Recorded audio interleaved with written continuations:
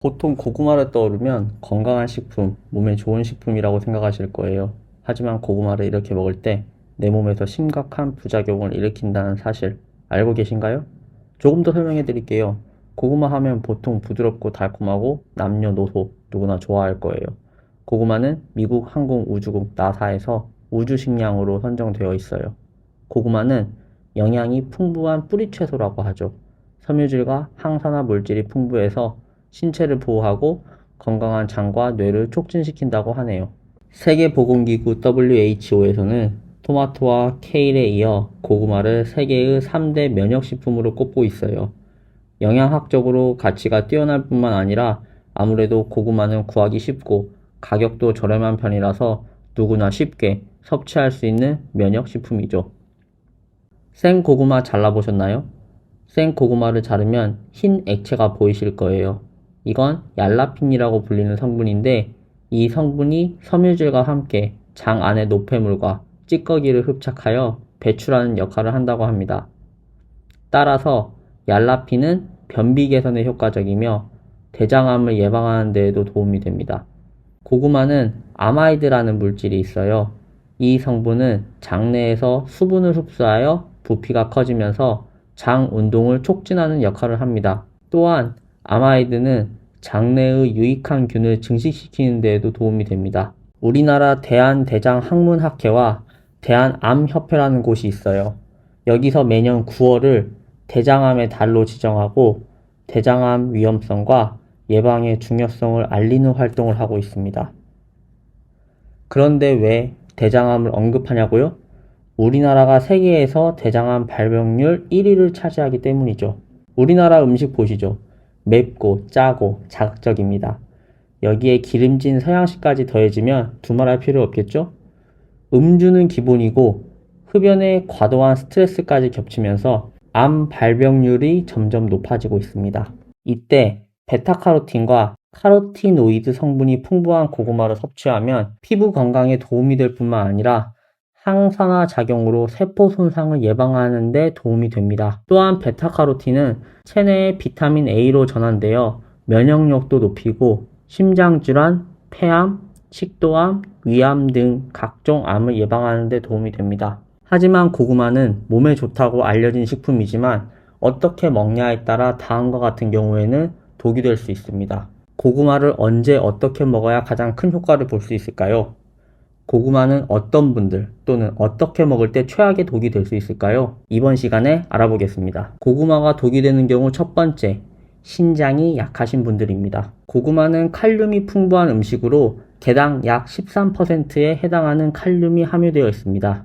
칼륨은 체내 나트륨의 배출을 돕고 혈관을 이완시켜 혈압을 낮추는 역할을 합니다. 고혈압을 예방하고 개선하여 근육의 수축과 이완을 조절하는 데도 중요한 역할을 합니다. 게다가 근육 경련을 예방하고 피로를 회복하는 데에도 도움이 됩니다. 하지만 칼륨이 풍부한 고구마라도 신장이 약하신 분들이라면 오히려 독이 될 수 있으니 주의하셔야 합니다. 신장이 약한 경우 칼륨 배출이 원활하지 못하여 고칼륨 혈증을 유발할 수 있습니다. 고칼륨 혈증은 근육 무력감, 피로감, 반사저하, 저혈압, 부정맥 등의 증상을 유발할 수 있으며 심할 경우 심정지까지 올 수 있습니다.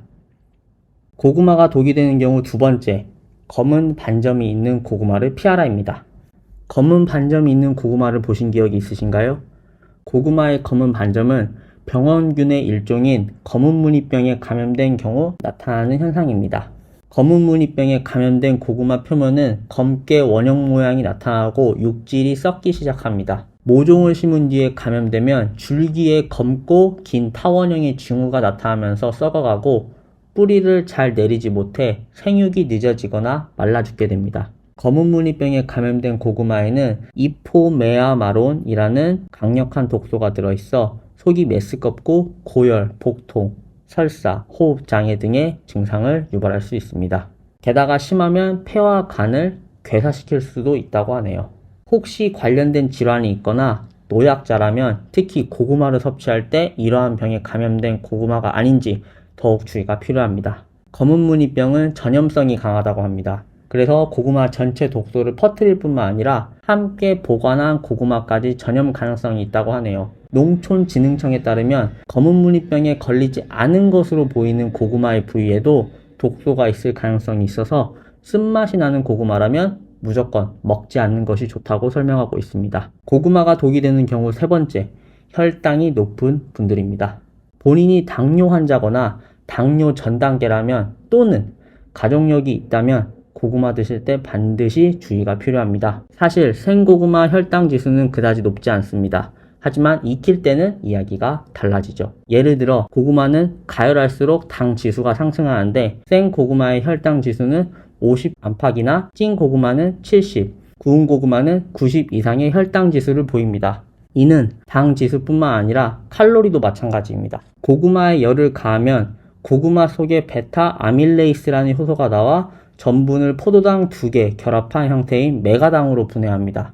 메가당은 보통 우리가 먹는 식혜와 물엿의 달달한 맛이라고 볼 수 있습니다. 두 식품에는 단맛을 담당하는 물질이 바로 메가당입니다. 메가당은 그만큼 달콤하다는 거죠. 아까 앞서 말씀드렸듯이 군고구마의 혈당이 가장 높습니다. 이유는 군고구마의 경우 만들 때 열을 서서히 높여 오래 익히기 때문입니다. 전분이 메가당으로 바뀌는 활동 시간이 충분합니다. 생고구마나 찐 고구마보다 군고구마가 더 맛있는 이유입니다. 만약 당뇨 환자거나 당뇨 전 단계라면 당뇨 환자 간식으로 생고구마를 추천드립니다. 생고구마 한 개에는 약 4g의 식이섬유가 들어있습니다. 이는 하루 권장량의 16%에 해당하는 양이라고 하네요. 생고구마를 섭취하게 되면 현미처럼 다당류 전분이 단당류로 천천히 전환되기 때문에 급격한 혈당 상승을 막아준다고 합니다. 게다가 식이섬유는 장에서 지방 콜레스테롤 등과 붙어 이를 몸 밖으로 내보내는 역할을 하기 때문에 고지혈증, 고콜레스테롤 혈증 등을 예방하는 데에도 도움이 됩니다. 그렇다고 많이 먹는 건 역시 금물입니다. 혈당 조절이 필요하신 분들이라면 생고구마를 하루 100g 이내로 드실 것을 추천드립니다. 고구마가 독이 되는 경우 네 번째, 흡연하시는 분들은 주의하셔야 합니다. 고구마에는 풍부한 베타카로틴 성분이 있다고 설명드렸습니다. 이 성분은 노화와 질병을 유발하는 활성산소를 제거하고 염증 질환 및 암 예방에 효과가 있다고 말씀드렸어요. 베타카로틴은 강력한 항산화 작용을 하는 성분입니다. 활성산소를 제거하고 세포 손상을 예방하는 데 도움이 됩니다.